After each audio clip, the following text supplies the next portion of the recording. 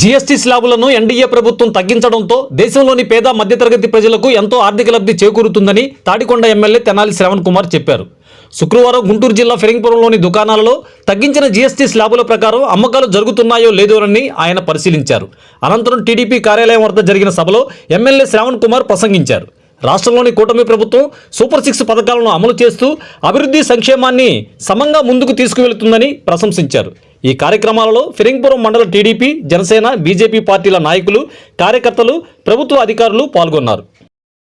4-5 రకాల స్లాబుల్లో పన్నులు ఉండే ఈ నెల 22కు ముందు ఈ స్లాబులన్నీ అమలవుతుండే. కొన్ని అంశాలు అయితే ప్రజలను పీడించే విధంగా కూడా ఉన్నాయి. ఇది కరెక్ట్ కాదు, చాలా రకాలుగా పన్నులతో ఇబ్బంది పడుతున్నారని ప్రజలు ఆలోచన చేసి భారతదేశంలోని ఆర్థిక శాఖ మంత్రులు, ముఖ్యమంత్రులు అందరూ కలిసి రిప్రజెంట్ చేశారు. కేంద్ర ఆర్థిక మంత్రి సమావేశం ఏర్పాటు చేసి ఈ జీఎస్టీని సరళీకృతం చేయాలి, ఎంతో కొంత పేద ప్రజలకు, మధ్యతరగతి ప్రజలకు అందుబాటులోకి తేవాలి, పన్నుల భారం తగ్గించాలనే ఉద్దేశంతో తీసుకొచ్చిన సంస్కరణలు అని చెప్పి తెలియజేస్తాము. విధంగా అన్ని వర్గాల ప్రజలకి, రైతులకి ఏ రకంగా లబ్ధి పొందుతుందనేది వివరించాల్సిన బాధ్యత మన నాయకులు, కార్యకర్తల మీద ఉంది. ఇప్పుడు 5% పన్నులోకి ఉన్నాయి, 12% అన్న లేదు, 18%. 12 కూడా రద్దు అయిపోయింది. 18%, 5%, రెండు స్లాబులు మాత్రమే ఉన్నాయి. పేస్టులు, నూనెలు, షాంపూలు, ఇతర షేవింగ్ క్రీములు, ఇతర ఫాస్ట్ మూవింగ్ కన్జ్యూమర్ గూడ్స్ అంటారు, FMCG అంటారు. వాటినే నిత్యావసరంగా మనం ఇళ్లలో వాడుకునే వస్తువులు. ఆ వస్తువులకి లెక్కేసుకుంటే ఒక మధ్యతరగతి కుటుంబం వాడకంలో కనీసం నెలకి 1300 నుంచి 2800 వరకు లబ్ధి వస్తుంది. కనీసంగా 1300 వస్తుంది.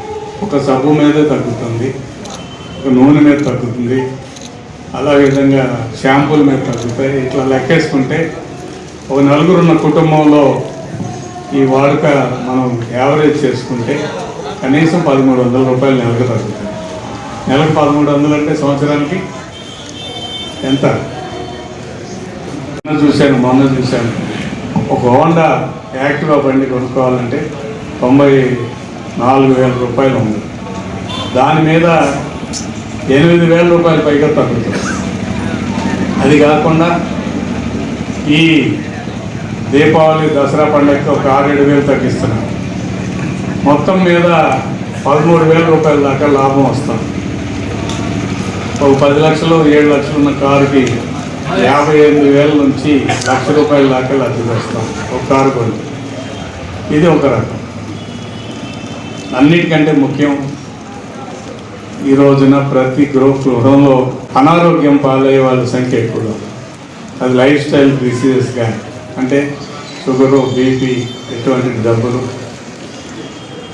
ఇటీవల చూస్తుంటే ఎక్కువ శాతం క్యాన్సర్ బారిన పడేవాళ్ళు.